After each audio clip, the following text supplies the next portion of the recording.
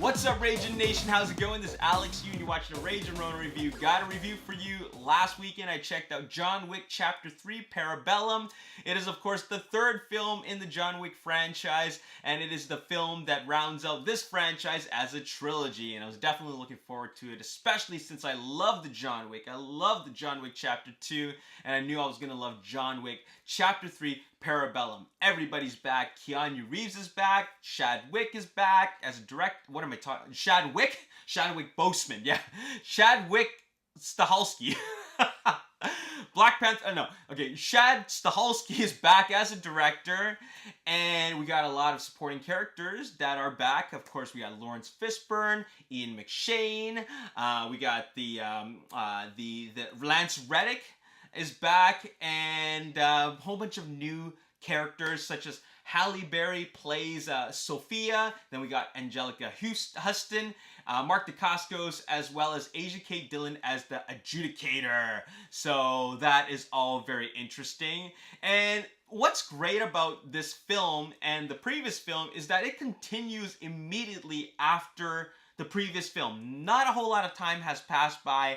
It just happens as if you can watch all three films together, like doing a marathon, and then it would feel like a complete story. So that's what's so great about it. Now, before going into John Wick Chapter 3 Parabellum, I had watched a bunch of advertisements, trailers, teasers, TV spots, and then it really just made me feel like this movie is going to take the action and bring it to a whole other level, because that's what they intend to do. This is an action-driven film, and it first started all with revenge, and that's all it was. But then they really expanded the universe and expanded the world, like true world building, by showing us the world of the assassins and the Continental and everything about, and well, a whole lot of things about that world of assassins. And now in Chapter 3, they actually expand upon that even more, like way more. So it starts getting very, very interesting.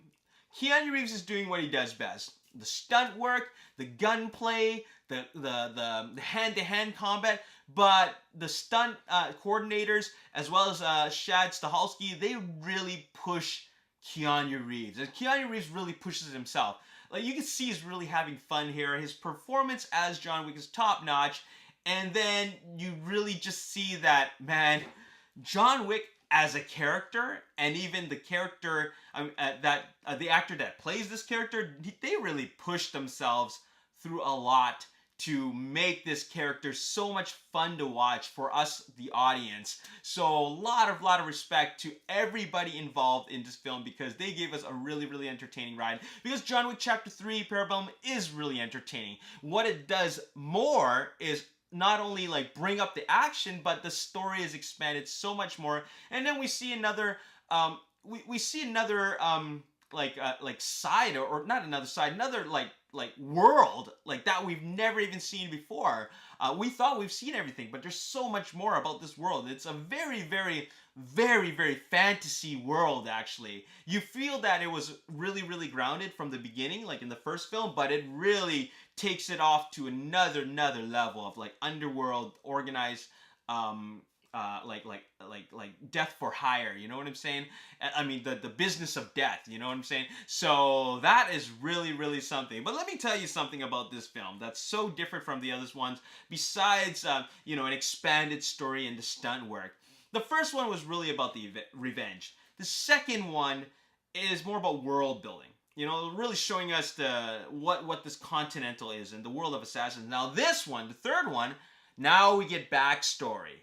Now we get, more expanded knowledge about John Wick's history, as well as the history of the Continental, and how much more is involved in the governing factor of the Continental, and now the High Table. There's so much going on here, and it opens up more questions, but that's the beauty of this film, is that they keep on building upon it more, and it makes this world so interesting that it leaves us with questions, and not exactly plot holes, but it just makes us want more. And that's what I really love about this film, along with the great action.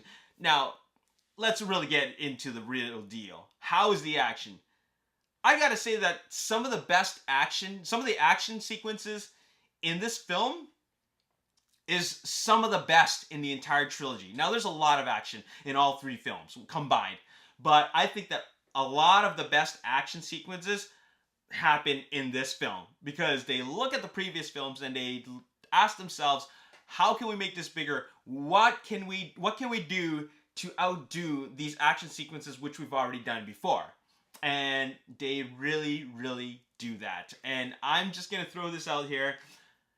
This fight scene that takes place in an antique room with a lot of knives and like old weapons like guns. Wow. I gotta say that that's gotta be my favorite action sequence in the entire movie. Not only do we have like knife fighting and gunplay and hand-to-hand combat, judo and all that stuff, we get horseplay and we get motorcycle play. You know what I'm saying? Like, it's crazy. Sword play and all. It's insane. They really do a whole lot. And I love that the action is so innovative. It's so creative. Like, they do so much that you wouldn't even think of, because we've seen a lot of you know, like the way, like, you know, that the style in which John Wick kills people. We know that. We're very familiar with it. 2 to the chest, 1 to the head. And you know, if you ran out of bullets, load right in front of them while they're dying and then shoot them again. Like, we've seen that many times, and they continue to do that. That's his base action move, which is fine, but then they add upon that. And every time they do something different, it is really, really hard hitting. And that's what makes you so entertained in this movie. So that's really, really great. Halle Berry. Okay, Halle Berry in this movie. I haven't seen a whole lot of Harry Belly movies, to be completely honest. I haven't seen a whole lot of them. I mean, I saw Swordfish, I saw all the X-Men movies, but I don't really remember watching a whole lot with her in it. I really liked her in this movie. I thought that this was a very, very solid casting direction, and she really put in a lot of work into the stunt work, because I loved watching her and John Wick work together in that crazy shootout. That shootout was insane. One of the I gotta say that shootout, like, is up there with some of the greatest shootouts in cinematic history. Okay, I'm putting this right up there with Heat. That was a really, really cool shootout, and it involved 2 well-trained attack dogs. It was awesome. It's like dog food. You know, you got kung fu, you got gun fu, now you got dog food. It's crazy. And then there was car fu in the end of the first one. It's so crazy, man. That was an insane sequence. What else can we say? Okay, so let's get down to the real deal. Is this the best one? Well, I'll just be completely straight up with you. Out of all of them, I mean, there's only 3 of them.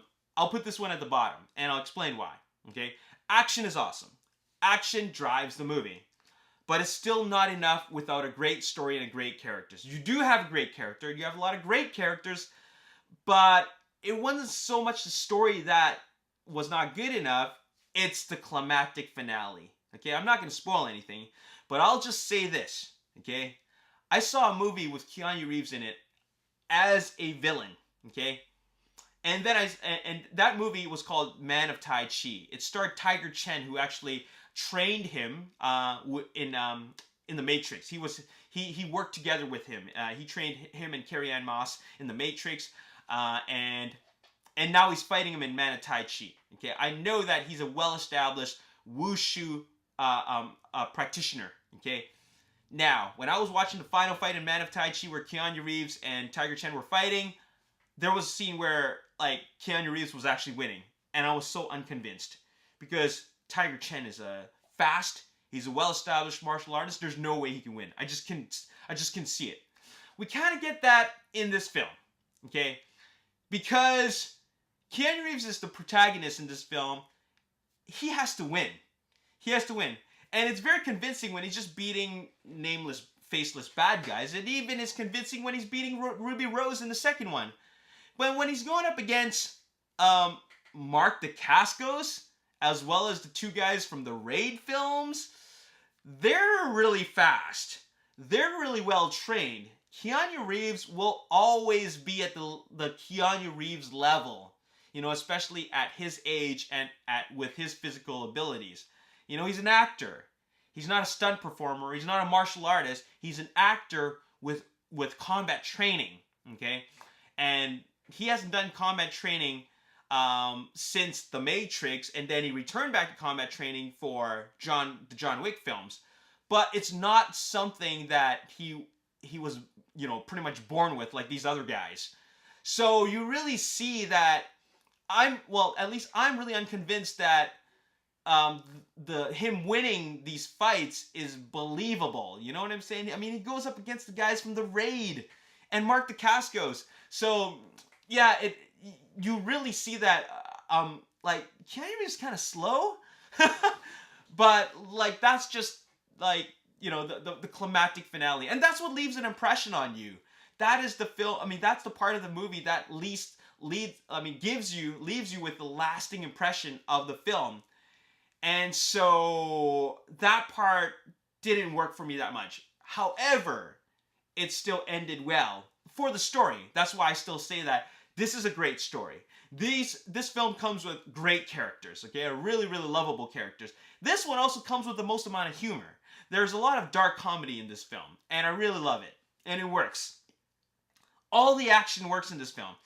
I just wasn't completely satisfied with the climactic battle at the end, okay? The boss fight, if you will. I wasn't satisfied with that. I was, however, satisfied with how the film ended. So that's how I feel about the film.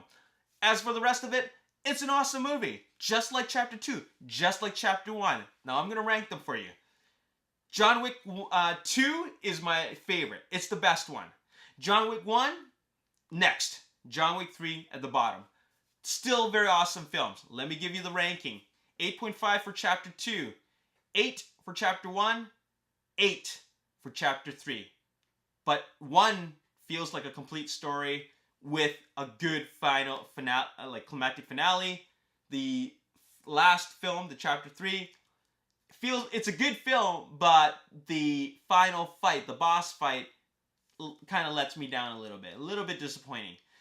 So there you have it. I'm going to give it an 8 out of 10. And, you know, it's still an awesome movie. It's a fun movie. And I love watching John Wick kill bad guys. He's just so great at killing minions.